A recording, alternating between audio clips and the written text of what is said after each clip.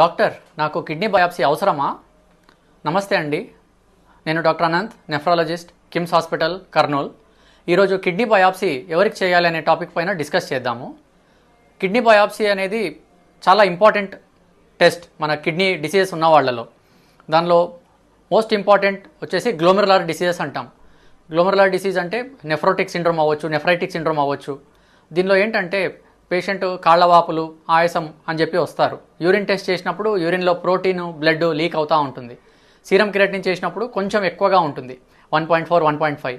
ఈ set of పేషెంట్స్లో kidney biopsy అనేది చాలా ఇంపార్టెంట్. ఇది కిడ్నీ డిసీజ్ ప్రోగ్రెస్ అవ్వకుండా, అది క్రియాటినిన్ పెరగకుండా మనం ఆపే అవకాశం ఉంటుంది. ఇక ఒక పేషెంట్ క్రియాటినిన్ 10తో వచ్చాడు. అతని రిపోర్ట్స్ 3 years బ్యాక్ రిపోర్ట్స్ చూసినట్లయితే సీరం క్రియాటినిన్ 1.5 అండ్ యూరిన్లో ప్రోటీన్, బ్లడ్ పోతూ ఉన్నాయి. ఆ టైంలో మనం బయాప్సీ చేసి ఉంటే ఈ 3 yearsలో ఆ కిడ్నీకి జరిగే డ్యామేజ్ని మనం ప్రివెంట్ చేయొచ్చు అయ్యిండే.